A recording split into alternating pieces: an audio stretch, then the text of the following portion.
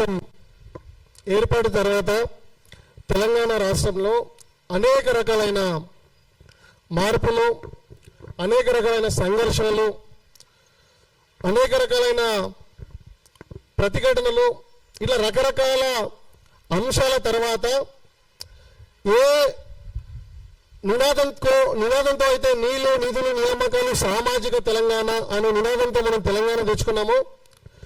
ఏ తెలంగాణ ఏర్పాటు కోసం తెలంగాణ రాష్ట్రంలో ఉన్న ఈ ఎస్సీ, ఎస్టీ, బీసీ మైనారిటీ వర్గాలకు చెందిన 1269 మంది బీసీ బిడ్డలు, ఎస్సీ, ఎస్టీ బిడ్డలు, లేదంటే అగ్రకులాలను నిరుపేద వర్గాలు ఆత్మ బలిదానాలు చేసుకున్నారు. ఏ లక్ష్యం కోసం, ఏ ఆశయ సాధన కోసం ఈ ప్రాంత ప్రజలు తమ జీవితాలను లేదంటే తమ కుటుంబాలను ప్రాణ త్యాగం చేసి నిర్మాణం చేసుకున్నారు,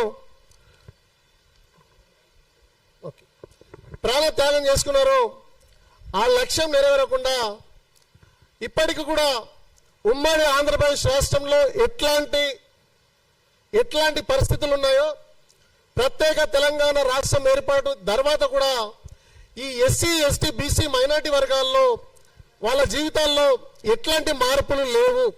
దానికి ప్రత్యక్ష నిదర్శనం ఈరోజు తెలంగాణ రాష్ట్ర ప్రభుత్వం ఏదైతే కాంగ్రెస్ ప్రభుత్వం చేసిందో socially, economically, educationally, employment, political cost data. So ఆ డేటాలో చాలా స్పష్టంగా కనిపిస్తుంది. ఈరోజు కాంగ్రెస్ పార్టీ ఏం చెప్తుందంటే మాది 140 సంవత్సరాల చరిత్ర కలిగిన పార్టీ, ఈ దేశానికి స్వతంత్రం తెచ్చిన పార్టీ మాదే, ఈ దేశంలో అన్ని వర్గాలకి మేము పెద్దపీట వేశామనేసి ఈరోజు కాంగ్రెస్ పార్టీ చాలా పెద్దగా చెప్తుంది.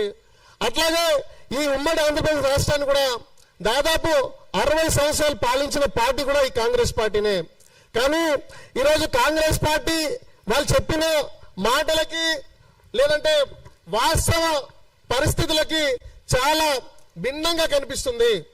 ఈరోజు కాంగ్రెస్ పార్టీ ఇచ్చిన డేటాలోనే ఈరోజు తెలంగాణలో దాదాపు ఎస్సీ, ఎస్టీ, బీసీ మైనారిటీ వర్గాల్లో 75 నుంచి 80% మందికి కనీస విద్య లేదన్నట్టుగా వాళ్ళు ఇచ్చిన డేటాలోనే చెప్తున్నారు.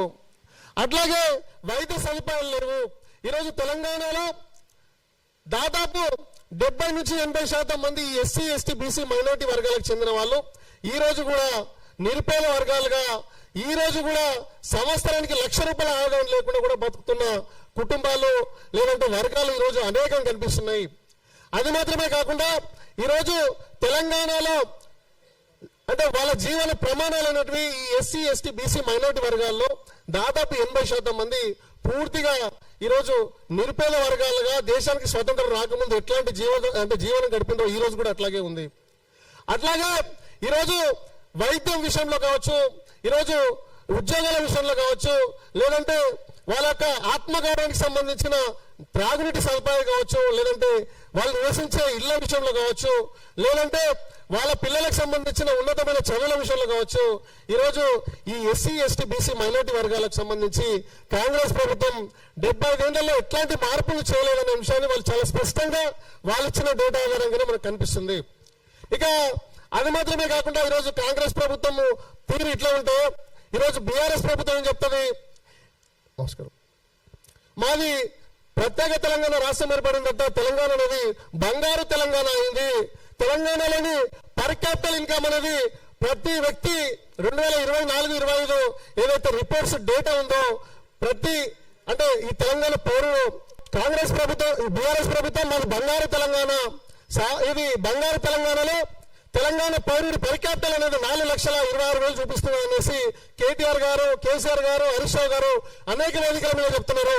కానీ ఈరోజు కాంగ్రెస్ ప్రభుత్వం ఇచ్చిన డేటాలో ఈరోజు ఎస్సీ, ఎస్టీ, బీసీల బతుకులు ఎట్లా ఉన్నాయంటే దేశానికి స్వతంత్రం రాకముందు ఆంగ్లేయుడి పాలనలో ఎట్లా ఉన్నాయో ఈ రోజు ఈ తెలంగాణలో కావచ్చు, ఈ దేశంలో దేశ పాలకులు ఈ నల్లోడు పాలిస్తున్నప్పుడు కూడా మన బతుకుల్లో ఎట్లాంటి మార్పు లేదనే దానికి వీళ్ళు ఇచ్చిన రిపోర్ట్లు చాలా ప్రత్యక్షంగా కనిపిస్తున్నాయి. ఈరోజు తెలంగాణ కావచ్చు, అటు దేశ స్వాతంత్ర సంగ్రామ పోరాటం కావచ్చు, కేవలం మూడు అంశాల ప్రాతిపదికన మాత్రమే పోరాటం జరిగింది. అటు దేశానికి స్వతంత్రం రావడం కోసం కావచ్చు, డాక్టర్ బాబాసాహెబ్ అంబేద్కర్ గారు కావచ్చు, మహాత్మా జ్యోతిరావు పూలే కావచ్చు, లేదంటే నారాయణ గురు లాంటి వాళ్ళు కావచ్చు, పెరియార్ లాంటి వాళ్ళు కావచ్చు, లేదంటే రామ్ మనోహర్ లోహియా లాంటి వాళ్ళు కావచ్చు, భగత్ సింగ్ లాంటి వాళ్ళు, సుభాష్ చంద్రబోస్ లాంటి వాళ్ళు, ఇట్లాంటి మేధావులు కూడా పోరాటం చేసింది దేశానికి స్వాతంత్రం తీసుకురావడానికి. కారణం ఒకటి, ఈ దేశంలోని అణగారిన వర్గాలకి అన్ని వర్గాలతో పాటు విద్యలో, ఉద్యోగాల్లో, రాజకీయంగా, సామాజికంగా అన్ని రకాలుగా కూడా వాళ్ళకి సమ ప్రాధాన్యత రావాలి. అట్లాగే స్వేచ్ఛ, సమానత్వం, సభ్యత్వం, సామాజిక న్యాయం అందరికీ కూడా అందుబాటులోకి రావాలనే ఉద్దేశంతో ఈ దేశ స్వాతంత్ర సంగ్రామ పోరాటం జరిగింది తప్ప కొంతమంది అధికారం కోసమో ఈ దేశంలో స్వాతంత్ర సంగ్రామ పోరాటం జరగలేదనే విషయాన్ని ఈ దేశ పాలకులు ఎప్పుడో విస్మరించారు. ఈరోజు ఈ దేశంలో తరతరాలుగా ఈ దేశ నిర్మాతలుగా ఉన్నది కూడా ఈ ఎస్సీ, ఎస్టీ, బీసీ, మైనార్టీ వర్గాలే తప్ప ఎప్పుడు కూడా అగ్రకులాలు కాదనే విషయం మనం చరిత్రను చూస్తే అర్థమవుతుంది. ఈ దేశంలో సంస్కృతులకు, సాంప్రదాయాలకి, లేదంటే కట్టడాలకి, నిర్మాణాలకు మాత్రమే పెద్దపీట ఉంది తప్ప ఈ దేశంలో ఉన్న నరేంద్ర మోడీ గారిని చూసో, జవహర్ లాల్ నెహ్రూ గారిని చూసో, లేదంటే గాంధీ లాంటి వాళ్ళని చూసో ఈ దేశానికి గొప్ప పేరు లేదనే విషయం కూడా మీరు గుర్తుంచుకోవాలి. ప్రపంచ దేశాలు భారతదేశానికి మొక్కేది ఈ దేశంలోని కళలకి, కళాకారులకి, లేదంటే సంస్కృతికి, సాంప్రదాయాలకి, లేదంటే నిర్మాణాలకి. ఆ నిర్మాణాలన్నీ కూడా ఈరోజు ఎస్సీ, ఎస్టీ, బీసీ, మైనార్టీ వర్గాలను ఆధారం చేసుకునే నిర్మాణం ఏంటి తప్ప అగ్రకులాలకు కాదనే విషయం మనకు చాలా స్పష్టంగా కనిపిస్తుంది. భారతదేశం నిర్మాణం ఒకవైపు అట్లుంటే ఈ తెలంగాణ నిర్మాణం మాత్రం చాలా భిన్నంగా ఉంది. ఈ తెలంగాణలో మనకు స్వాతంత్రం రాగమి నుంచి కూడా ఇక్కడ భూమి కోసం, భుక్తి కోసం, సామాజిక న్యాయం కోసం, ఇక్కడ ఆత్మగౌరవం కోసం మనకు మా భూమి పోరాటాలు జరిగినాయి. అట్లాగే నిజాం వ్యతిరేక పోరాటాలు జరిగినాయి. అట్లాగే భూస్వాముల మీద, పెత్తందారుల మీద, లేదంటే ఆ రోజు ఉన్న పరోక్షంగా ఉన్న ఆంగ్లేయుల మీద కూడా ఇక్కడ మనకు తుర్రబాజికం లాంటి వాళ్ళు దేశ స్వతంత్ర సంగ్రామంలో మొట్టమొదటిసారిగా పోరాటాలు చేసింది కూడా మనం చరిత్రలో ఒకసారి తెలుసుకోవాల్సిన అవసరం ఉంది. ఈరోజు ప్రత్యేక తెలంగాణ వస్తే, ఇక్కడ దేశం స్వాతంత్రం వస్తే ఈ దేశంలోని పౌరులందరికీ స్వేచ్ఛ, సమానత్వం, సంభ్రాతృత్వం, సామాజిక న్యాయం చెప్పారు. దేశానికి స్వాతంత్రం వచ్చింది, మన వర్గాల జీవితాల్లో ఎట్లాంటి మార్పు లేదు. అట్లాగే ప్రత్యేక తెలుగు రాష్ట్రం ఏర్పడితే ఇక్కడి ప్రజలకి న్యాయం జరుగుతుందనేసి ఒక ప్రత్యేక తెలుగు రాష్ట్రం విశాలాంధ్రప్రదేశ్, ఉమ్మడి ఆంధ్రప్రదేశ్ ఏర్పాటు చేశారు. అయినా మన బతుకులు ఎట్లాంటి మార్పు లేదు. ఆ తర్వాత ఈ ఆంధ్ర పాలకులు మన ఎస్సీ, ఎస్సీ, బీసీ, మైనార్టీ, మన తెలంగాణ బిడ్డల ఉద్యోగాలను, లేదంటే విద్యను కావచ్చు, నిధుల నియామకాలు దోచుకుంటున్నారు, సామాజికంగా మనం దోచుకుంటున్నారు. కాబట్టి మనం ప్రత్యేక తెలంగాణ వస్తే మన బతుకులు మారుతానేసి ఈ ఎస్సీ, ఎస్టీ, బీసీ, మైనార్టీ వర్గాల బిడ్డలను రెచ్చగొట్టి ఈరోజు తెలంగాణ ఉద్యమానికి పురిగొల్పారు. తెలంగాణ ఉద్యమంలో దాదాపు 1269 మంది చనిపోతే అందులో ఎస్సీ, ఎస్టీ, బీసీ, మైనార్టీ వర్గాలకు చెందిన వాళ్ళే దాదాపు 1200 మంది ఈరోజు అమరులైనరు. ఆ అమరుల ఆకాంక్షలు నెరవేర్చడం పోగా ఉల్టా ఈ తెలంగాణలో దోపిడీ అనేది పెద్ద ఎత్తున స్టార్ట్ అయింది. ఈ ఎస్సీ, ఎస్టీ, బీసీ, మైనార్టీ వర్గాలను రాజకీయాలకు దూరం చేసే ఒక కమర్షియల్ పాలిటిక్స్ వైపు, లేదంటే ఈ వర్గాలకి విద్యను, ఉద్యోగాల్లో ప్రాతినిధ్యం లేకుండా ఈ ప్రభుత్వ వ్యవస్థను నిర్వీర్యం చేసే ప్రయత్నంలో భాగంగానే ఈరోజు బీఆర్ఎస్ ప్రభుత్వం అదే చేసింది, 75 ఏళ్ళుగా పాలించిన కాంగ్రెస్ అదే చేసింది, 10 ఏళ్ళు పాలించిన టీడీపీ కూడా అదే చేసింది. సో మొత్తం మన చరిత్ర ఒకసారి పెద్దలు చెప్తారు దాని మీద పూర్తి అంశాలను. అయితే ఈరోజు అన్ని వర్గాల నుంచి మాట్లాడుకుంటూనే ఈ దేశంలో భారత రాజ్యాంగం అనేది చాలా క్లియర్ గా నొక్కి చెప్పిన అంశం ఏంటంటే, ఈ దేశంలో స్వేచ్ఛ, సమానత్వం, సౌభ్రత్వం, సామాజిక న్యాయం అనే అంశాల మీద ఏదైతే భారత రాజ్యాంగం ఏర్పడిందో ఆ భారత రాజ్యాంగానికి పునాదులు ఈ స్వేచ్ఛ, సమానత్వం, సౌభ్రత్వం. అయితే ఆ రోజు భారత రాజ్యాంగ నిర్మాణ ఆవశ్యకత ఎందుకు వచ్చిందంటే, ఈ దేశంలో ఆంగ్లేయుల పాలన ఉన్నప్పుడు ఈ వర్గాలన్నిటి కూడా ప్రశ్నించే హక్కు ఉండాలి, వీళ్ళందరూ కూడా చట్టసభలో భాగస్వామ్యం కల్పించాలి, వీళ్ళందరికీ కూడా విద్యా ఉద్యోగాల ప్రాతినిధ్యం ఉండాలి, సామాన్య పిల్లలు కూడా అంటే సామాన్య కుటుంబాల్లో పుట్టిన వాళ్ళు కూడా ఉన్నతమైన స్థానాల్లోకి వెళ్ళాలనేసి అంటరానితనం, అస్పృశ్యత, వివక్ష లేని సమాజాన్ని నిర్మాణం చేయాలనే ఉద్దేశంతో ఈ దేశానికి ఒక రాజ్యాంగం రాసుకున్నాం. రాజ్యాంగంలో చాలా స్పష్టంగా చెప్పారు ఎవరి జనాభా ఎంతో, ఏ వర్గాలు ఈ దేశంలో నివసిస్తున్నారో వాళ్ళకి కావాల్సినంత ప్రాతినిధ్యం, ఆత్మగౌరవం అందించాలనే ఉద్దేశంతో ఈ దేశానికి రాజ్యాంగం రాసుకోవడం జరిగింది. కానీ ఈ దేశానికి రాజ్యాంగం ఏర్పాటు అయిన తర్వాత కూడా రాజ్యాంగాన్ని ఏదైతే రాసుకున్న ఆకాంక్షలు, ఆశయాలు, ఆలోచనలు ఏదైతే ఉన్నాయో ఆలోచనలను మళ్ళీ అమలు చేసేది కూడా మళ్ళీ అగ్రకులాలు, లేదంటే ఆ రోజు బ్రిటిష్ పాలనలో ఎట్లయితే బ్రిటిష్ వర్గాలకే పరిమితమైందో దేశానికి స్వాతంత్రం వచ్చిన తర్వాత కూడా మళ్ళీ అది కేవలం కొన్ని వర్గాలకి, కొన్ని కులాలకి, కొన్ని జాతులకు మాత్రం పరిమితమైంది. భారత రాజ్యాంగం గొప్పదే, కానీ దాన్ని అమలు చేసే స్థాయిలో మాత్రం మనం ఎస్సీ, ఎస్టీ, బీసీ, మైనారిటీ వర్గాలు లేకపోవడం వల్ల దేశానికి స్వాతంత్రం రాకముందు మనం నీళ్ళ కోసం కొట్లాడినాం, ఆహారం కోసం కొట్లాడినాం, ఆత్మగౌరవం కోసం, హక్కుల కోసం పోరాటం చేస్తుంటే దేశానికి స్వాతంత్రం వచ్చింది. మళ్ళీ అదే పోరాటం ఉంది. 2 ఏళ్లకు ముందు ఈ ఎస్సీ, ఎస్టీ, బీసీ, మైనారిటీ, మేధావి వర్గాలు ఏ ఆకాంక్షల కోసం, ఏ వర్గాలను చైతన్యం చేయడం కోసం పోరాటం చేశారు. ఆ రోజు మహాత్మా జ్యోతిరావు పూలే, సాహు మహారాజ్ గారు కావచ్చు, లేదంటే డాక్టర్ బాబాసాహెబ్ అంబేద్కర్ గారు కావచ్చు, ఏ నినాదాలు అయితే తీసుకొని కొట్లాడి వాళ్ళ జీవితాలను త్యాగం చేశారు. దేశానికి స్వాతంత్రం వచ్చి దాదాపు ఇది వందేళ్లకు దగ్గర వస్తున్నా కానీ మళ్ళీ అట్లాంటి పోరాటాలు, అట్లాంటి నినాదాలతోటి ఈరోజు ఏది చిరంజీవి సార్ లాంటి వాళ్ళు కావచ్చు, ఐలాయ్ సార్ లాంటి వాళ్ళు కావచ్చు, లేదంటే ప్రొఫెసర్ సింహాద్రి సార్ లాంటి వాళ్ళు కావచ్చు, మేధావులు సూర్యరావు సార్ లాంటి వాళ్ళు కావచ్చు, లేదంటే మేధావి వర్గాలు చాలా మంది ఈరోజు ఎస్సీ, ఎస్టీ, బీసీ, మైనారిటీ వర్గాల్లో చాలా మంది అదే పోరాటాలు చేస్తున్నారు. కానీ ఆ రోజు ఏ నినాదాలు అయితే మనము ప్రజలకు తీసుకెళ్ళామో ఆ నినాదాలు ఫుల్ఫిల్ కాలేదు. ఆ నినాదాలను మనం ప్రజలకు తీసుకెళ్లడం కోసమే ఈరోజు మాలాంటి విద్యావంతులు ఈరోజు ఇట్లాంటి పెద్దల ఆశయంతో, ఆలోచనతో, లేదైతే వాళ్ళ మార్గదర్శకులను పనిచేయడం కోసం మేము ముందుకు రావడం జరిగింది. అందులో ప్రధానంగా ఈరోజు తెలంగాణ ఈ మీటింగ్ ప్రధాన ఉద్దేశం ఏంటంటే ఇక చారిత్రక నేపథ్యం నేను చెప్పుకుంటూ ఈ మీటింగ్ యొక్క ఉద్దేశంలోకి నేను రావడం జరుగుతుంది. అయితే ఈరోజు తెలంగాణ రాష్ట్ర ప్రభుత్వం social, economical, educational, employment, political caste survey 2023-24-25 ఏదైతే చేసిందో ఆ సర్వేలో తెలంగాణలోని అన్ని కులాలకు సంబంధించిన స్థితిగతులు, సామాజిక, ఆర్థిక, రాజకీయ ఇట్లా దాదాపు 42 ఫ్యాక్టర్లు, అంటే 42 పారామీటర్లు దాదాపు 75 ఫీల్డ్ నుంచి తీసుకొని ఆయా వర్గాలకు సంబంధించిన వెనుకబడితనం కావచ్చు, లేదంటే వివక్షం కావచ్చు, లేదంటే ఆ కులాలు ఎదుర్కొంటున్న సామాజిక అసమానతలను పెద్ద ఎత్తున ప్రజలకు తీసుకొచ్చే ప్రయత్నం చేశారు. అయితే ఈ సర్వే పైన అనేక రకాలైన భిన్నాభిప్రాయాలు ఉండవచ్చు, లేదంటే ఈ సర్వే మీద కొంత మాకు కూడా పూర్తి స్థాయిలో నమ్మకం లేదు. కానీ ఉన్న వాటిలో ఈరోజు మనకు కనిపించే కొంత సైంటిఫిక్ డేటాగా ఇదే కనిపిస్తుంది. కాబట్టి దీని ఆధారంగా చేసుకుని ఇప్పుడే చేస్తున్న తెలంగాణ రాష్ట్ర బహుజన సమాజ్వాదీ పార్టీ రాష్ట్ర అధ్యక్షులు సింహాద్రి సార్ గారికి స్వాగతం, సుస్వాగతం. సమాజ్వాదీ పార్టీ రాష్ట్ర అధ్యక్షులు సింహాద్రి సార్ గారికి స్వాగతం, సుస్వాగతం. కొంచెం సార్ రండి సార్.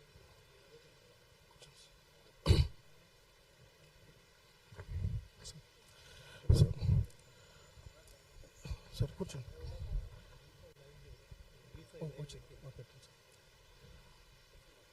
ఆ ఉద్దేశంతో సర్వే చేయడం జరిగింది. ఈ సర్వే మీద కొన్ని అభ్యంతరాలు ఉన్నమాట వాస్తవం. కానీ మనకు దొరుకుతున్న సర్వేలో కొంత వాస్తవంగా మేధావులు దాని మీద పూర్తి స్థాయిలో చెప్తారు.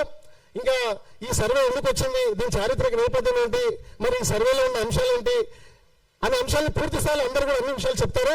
అయితే నేను అన్ని విషయాలతో పాటు ఈరోజు తెలంగాణలో అత్యధికంగా ఈ మూలవాసులుగా నివసిస్తూ ఈ తెలంగాణలో బీసీ, ఎస్సీ, ఎస్టీ వర్గాలన్నింటినీ కలుపుకొని జీవన సాగిస్తూ ఈ మూలవాసులుగా ఈ ప్రాంతంలో నివసిస్తున్న అత్యధిక జనాభా కలిగిన సామాజిక వర్గం ముదిరాజ్ సామాజిక వర్గం.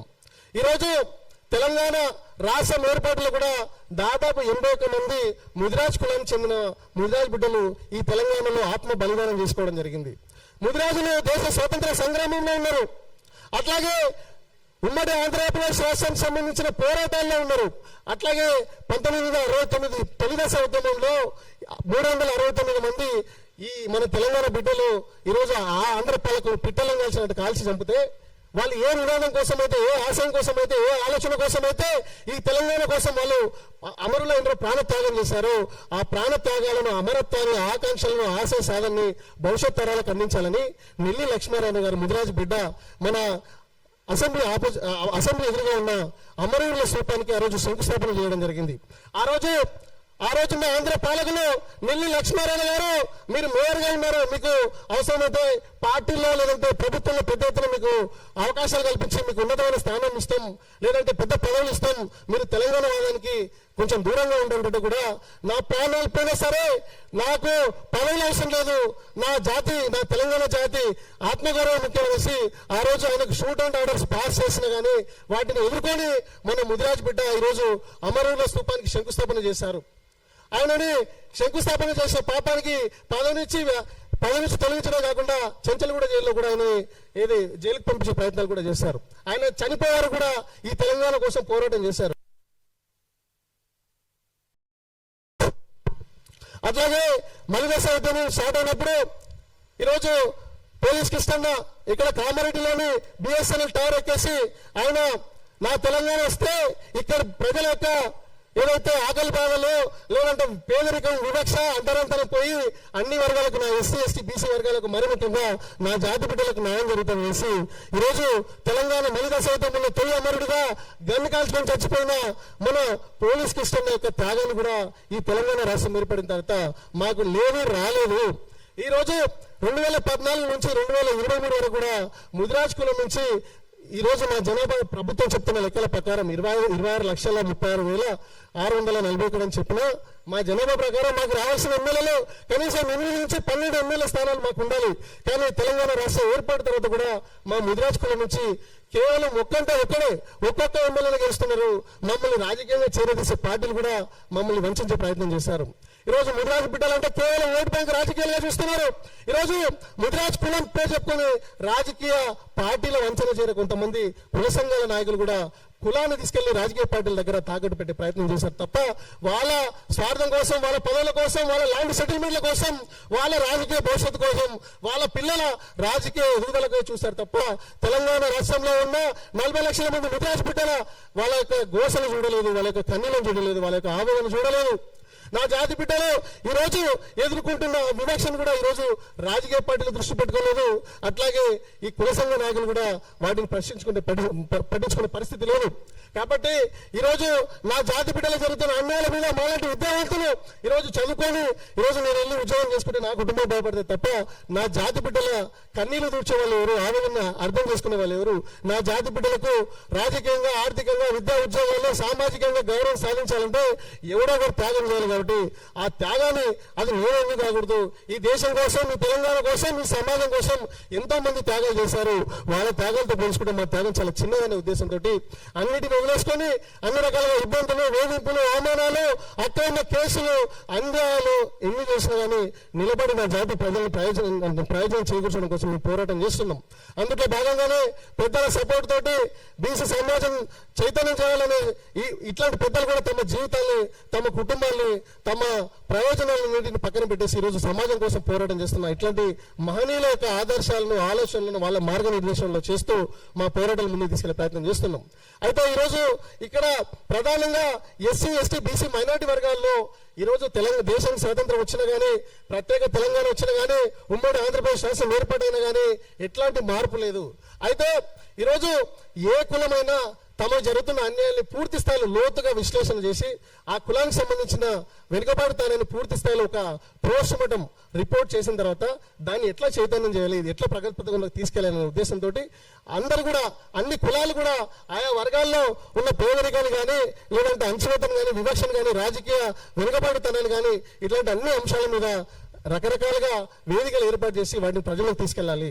లేదంటే మనం బీసీ మీటింగ్ అంటే బీసీలు జనరల్ గా చేసి పెట్టిన ఇట్లాంటి తెలంగాణలో ఎస్సీ, ఎస్టీ, మైనారిటీ వర్గాలకు అందరికి కలిపి మనం పెట్టిన తెలంగాణ రాష్ట్రంలో ఈ రోజు కూడా ఆధార్ కార్డులు, రేషన్ కార్డులు, కుటుంబ స్థిర నివాసం లేని కుటుంబాల కులాలు తెలంగాణలో చాలా పెద్ద, దాదాపు 98 కులాలు ఈరోజు చాలా పేదరికంలో బతుకుతున్నాయి. ఆ కుల సంఘాలు ఏంటో, ఆ కుల సంఘాల నేపథ్యం ఏంటో, ఆ కులాలు ఎదుర్కొంటే సామాజిక వివక్ష ఏంటో, వెనుకబాటు ఏంటో, అసలు కొన్ని కులాల్లో ఈ రోజు కూడా స్కూల్కి వెళ్ళిన కులాలు ఉన్నాయి, ఈ రోజు కూడా మండల ఆఫీసులో అడుగుపెట్టిన కులాలు ఉన్నాయి. ఆ వర్గాల గురించి మనం జనరల్ గా చేసి ఒక మీటింగ్ పెడితే ఆ కులాల ఆవేదన, రోదన, వేదన వినిపించే పరిస్థితి ఉండదు. కాబట్టి మనం అన్ని కులాలను కలుపుకోవాలి, అన్ని కులాలను చైతన్యం చేయాలి. అందుట్లో ఎవరి కులం ఎంతో వారి వాటని అంతా తీసుకునేటట్టుగా మనం ప్రజల్లోకి ముందుకెళ్లాలనే ఉద్దేశంతో ఈ రోజు తెలంగాణలో అత్యధిక జనాభా కలిగిన ముదిరాజులు ఈ రోజు జనాభా పరంగానే ఎక్కువ తప్ప ఎలక్షన్స్ వస్తే తప్ప ఈ రోజు ముదిరాజుల గురించి మాట్లాడే పరిస్థితి లేదు. ఈ రోజు ఎలక్షన్స్ వస్తేనే రోడ్ల మీదకి వచ్చి జై ముదిరాజుల ఐక్యత వర్ధిల్లాలని చెప్పే నాయకులు ఉన్న ఈ రోజుల్లో నా జాతిని చైతన్యం చేయాలి, నా జాతిలో ఉన్న వెనుకబడితనాన్ని, పేదరికాన్ని సమాజానికి చెప్పాలి, ఇందులో ఉన్న వివక్షను, అసమానతలు, కారణాలను మనం వెలుగులోకి తీసుకొచ్చే ప్రయత్నం చేయాలనే ఉద్దేశంతో దేశానికి స్వాతంత్రం వచ్చిన తర్వాత నాకు తెలిసి ఇది చెప్తే కొంత అతిశయోక్తి ఉంటుంది, కానీ ఈ దేశానికి స్వాతంత్రం వచ్చిన తర్వాత కావచ్చు, ఈ తెలంగాణ రాష్ట్రం ఏర్పడిన తర్వాత కావచ్చు, అసలు ఈ సౌత్ ఇండియాలోనే మొట్టమొదటిసారిగా ముదిరాజుల యొక్క స్థితిగతుల మీద, జీవన ప్రమాణాల మీద పెట్టే మొట్టమొదటి ప్రోగ్రాం ఇదే. ఇప్పటి వరకు మేధావులు చాలా మంది రకరకాల వాళ్ళ రాజకీయ ప్రయోజనాల కోసం పెట్టుకున్నారు, వాటిని ప్రజలకు రిలీజ్ చేసే పరిస్థితి కూడా లేదు. కానీ ఈ రోజు మనం పెట్టే ఏదైతే ఈ మీటింగ్ ఉందో, ఏదైతే ఈ చర్చ వేదిక, ఈ రౌండ్ టేబుల్ సమావేశం ఉందో, భవిష్యత్తులో ఒక 50 ఏళ్ళ తర్వాత, ఒక 100 ఏళ్ళ తర్వాత ప్రొఫెసర్ చిరంజీవి సార్, ఇది సింహాద్రి సార్ గారు లాంటి వాళ్ళు కావచ్చు, లేదంటే చిరంజీవి సార్ లాంటి వాళ్ళు కావచ్చు, చరిత్రలో ముద్రా జాతికి ఇది మార్గదర్శకం చూపించిన దార్శనికులుగా మిగిలిపోతారు. ఎందుకంటే ఈ కులం మీద ఇంత స్థాయిలో ఇప్పటి వరకు ఎప్పుడు కూడా చర్చ జరగలేదు. ఆ చర్చ వీళ్ళు మాట్లాడిన తర్వాత అది ప్రజల్లోకి వెళ్తుంది. ఈ సభ, ఏదైతే ఈ సమావేశం ఉందో, ఇక్కడ అంటే చాలా మంది చూస్తుంటారు, వీళ్ళు ఎట్లా చేస్తారు, ఎట్లా తీసుకెళ్తారు ప్రజల్లోకి, ఎట్లా దీన్ని చెడగొట్టాలి, లేదంటే దీని మీద ఎట్లా ఒక విమర్శ విసరాలి అని రకరకాలుగా ఈరోజు ఇక్కడ కూర్చున్న వాళ్ళ కంటే ఎక్కువగా లైవ్ చూసే వాళ్ళు ఎక్కువ ఉంటారు. తర్వాత దాని మీద పోస్ట్ మార్టం రిపోర్ట్ చేసే వాళ్ళు, 4 పిచ్చి మాటలు మాట్లాడే వాళ్ళు కూడా చూస్తూ ఉంటారు. వాళ్ళు కూడా బుద్ధి రావాలనే ఉద్దేశంతో ఈరోజు ఈ కార్యక్రమం చేపట్టి చేయడం జరిగింది. దీని మీద నేను మాట్లాడడానికంటే తిరుపతి రుచివాడ ఉన్నట్టుగా ఈరోజు జాతికి సంబంధించిన అన్యాయాలను, వివక్షను పూర్తి స్థాయిలో వీళ్ళ ఆధారాలతో సహా మాట్లాడే ప్రయత్నం చేస్తారు. దానికి సంబంధించి పూర్తి సమాచారాన్ని, ముదిరాజ్ కులానికి సంబంధించిన స్థితిగతులను, ముదిరాజ్ కులం యొక్క పోస్ట్ మార్టాన్ని, లేదంటే స్కానింగ్ ని వీళ్ళ రూపంలో ఇప్పుడు మనం త్వరలో వినబోతున్నాం.